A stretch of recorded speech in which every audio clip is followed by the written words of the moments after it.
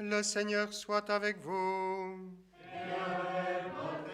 Évangile de Jésus-Christ selon saint Luc.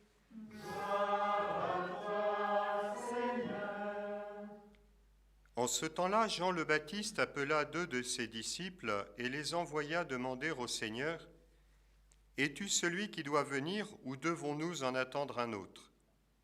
Arrivés près de Jésus, ils lui dirent : « Jean le Baptiste nous a envoyé te demander : Es-tu celui qui doit venir ou devons-nous en attendre un autre ?» À cette heure-là, Jésus guérit beaucoup de gens de leurs maladies, de leurs infirmités et des esprits mauvais dont ils étaient affligés, et à beaucoup d'aveugles il accorda de voir. Puis il répondit aux envoyés : « Allez annoncer à Jean ce que vous avez vu et entendu. Les aveugles retrouvent la vue, les boiteux marchent, les lépreux sont purifiés, les sourds entendent, les morts ressuscitent, les pauvres reçoivent la bonne nouvelle. Heureux celui qui ne trébuchera pas à cause de moi. » Acclamons la parole de Dieu. Que cet évangile me purifie de mes péchés.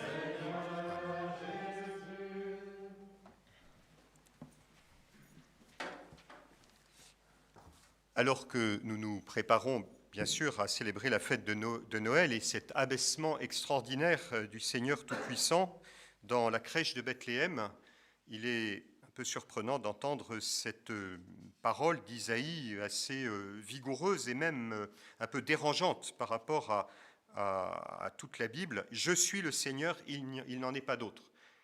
Si dans la Bible il y a bien une marque de la révélation de Dieu, c'est que Dieu n'a pas besoin de s'affirmer en disant « c'est moi ». Vous savez, comme quelqu'un qui n'est pas reconnu dans un groupe qui dit « où j'existe, faites attention à moi ». C'est souvent la traduction d'une sorte de fragilité. Et les dieux des païens essayent de s'affirmer avec force en disant voilà, c'est ça la divinité. En réalité, si on comprend bien ce que dit Isaïe, le Seigneur s'adresse à ce moment-là au peuple d'Israël qui est en exil et qui voit que tous ses plans, toute la vision qu'il avait de Dieu s'est effondrée et qui est appelé à lever les yeux, à lever son regard, à ouvrir son cœur en disant mais finalement Dieu est tellement différent que ce que nous imaginions. Ça a été un choc terrible, vous connaissez bien l'histoire, l'Ancien Testament, l'exil à Babylone, et vraiment toute la religion d'Israël a été comme ébranlée. Et là, le Seigneur, non pas du tout à la manière des païens, des dieux qui essayent de s'affirmer comme ça, je suis le Seigneur, contemple la splendeur, l'immensité que tu ne soupçonnais pas. Dieu n'est pas là où tu l'attendais. Il est toujours plus grand, plus étonnant. Et cette épreuve spirituelle pour Israël conduira d'abord à Israël à retrouver une espérance extraordinaire, puisque sa religion s'est apparemment effondrée, mais le Seigneur a bien des ressources, et il va le montrer. Et pour Israël, ça va être le début d'une découverte véritablement du cœur de Dieu. On le voit chez le prophète Ézéchiel. C'est à la même époque qu'Ézéchiel montre combien le Seigneur est pour son peuple un pasteur qui va le conduire véritablement sur le chemin de la vie. En fait, Dieu n'est jamais là où on l'attend. Ce sera exprimé, vous le connaissez bien, dans le Cantique des Cantiques. Quand la bien-aimée pense le saisir, il est déjà plus loin, plus grand, plus beau, plus extraordinaire. Eh bien, c'est exactement l'expérience, mais c'est aussi une épreuve que nous serons amenés à vivre devant la crèche de Bethléem. Le Seigneur est tellement étonnant. Par certains côtés, nous l'avons un peu enfermé dans notre spiritualité, on n'a pas tort, en Occident, dans notre tradition occidentale, on a enfermé le Seigneur dans la petitesse. C'est tellement extraordinaire qu'il soit fait si petit. Et c'est vrai, mais c'est tellement extraordinaire qu'il reste si majestueux, si grand. Et quand il va faire pleuvoir la rosée, eh bien, ça va être cette surabondance de la sagesse divine où Dieu a toujours plus à nous faire découvrir. Et vous voyez, c'est l'expérience que fait douloureusement Jean-Baptiste. Jean-Baptiste, on ne peut dire que de toutes les figures, pas simplement du Nouveau Testament, mais de l'histoire de la sainteté, on peut dire qu'il est tout proche de la Vierge Marie et de Saint Joseph dans l'ordre de ceux qui ont compris vraiment les voies de la sagesse. Jean-Baptiste est plutôt pas mal. Enfin, je veux dire, Jean-Baptiste, c'est vraiment un maître, quoi. Et même Jean-Baptiste est comme débordé par quelque chose qui semble lui échapper.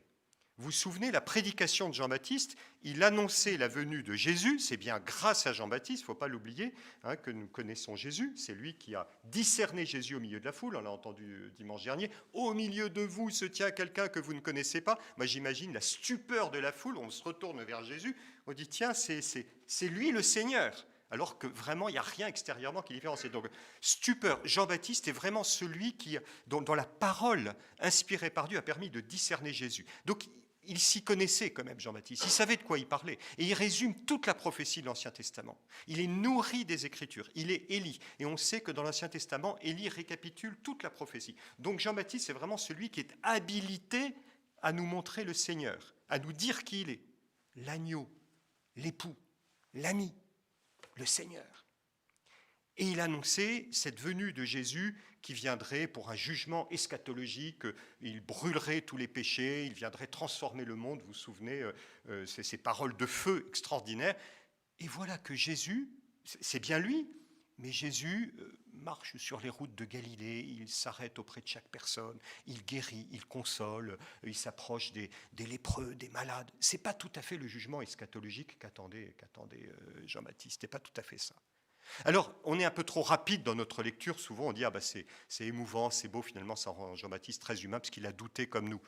Jésus répond très clairement à cette question. Chez saint Matthieu, il dit non, il n'est pas comme le roseau qui bouge au gré du vent. La foi de Jean-Baptiste n'a pas failli. Je crois que c'est important de le dire. Mais il a connu l'épreuve. Parce que le Seigneur va dilater le cœur de Jean-Baptiste en disant « Je vais agir pour un jugement, oui, un jugement eschatologique, un jugement définitif, et cela passera par la miséricorde, par l'attention portée à chacun, à ce que chacun est. » Et Jésus, à ce moment-là, se met à guérir les malades, à rendre la vue aux aveugles, à agir d'une manière paradoxale.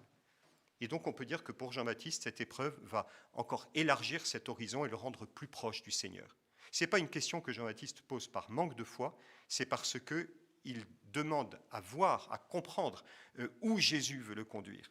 Et peu de temps après, d'ailleurs, Jean-Baptiste sera décapité, on le sait, il rejoindra le Seigneur dans cette fidélité jusqu'au sang, jusqu'à cet amour qui ira jusqu'au don de sa vie. Mais cela passe par cet ultime dépouillement. On a célébré Saint Jean de la Croix il y a 3 jours, qui nous rappelle que plus la lumière est intense, et bien plus nos obscurités doivent disparaître, tout ce qui n'est pas porteur véritablement de vérité ou de charité. Alors voyez-vous, il me semble que pour chacun d'entre nous, il est bon de nous mettre à l'école de Jean-Baptiste, voilà, de nous laisser surprendre par cette splendeur, cette majesté, cet éblouissement du Seigneur, qui est à la fois le Seigneur Jésus dans la crèche, qui est à la fois le maître de l'histoire et celui qui est rentré dans notre temps. Le Seigneur de toutes choses, celui en qui tout a été créé et qui en même temps s'est fait petit à Bethléem dans les bras de la Vierge Marie. Celui qui à la fois nous engage sur le chemin rude de la conversion et de la croix, et il le dit, et en même temps celui qui console, qui prend soin de ceux qui sont affligés, affaiblis. C'est le cœur rempli à la fois de justice et de miséricorde. C'est la sagesse de Dieu, toujours plus grande, toujours plus large, qui se révèle dans cet enfant Jésus, et bien que le Seigneur, à travers ce temps de l'Avent, ces derniers jours qui nous restent, nous dispose véritablement à l'accueillir, non pas tel que nous pensons le connaître, non pas tel que nous l'imaginons, mais tel que lui-même se donne à nous, avec tellement de richesse, tellement de grâce à nous offrir. Amen.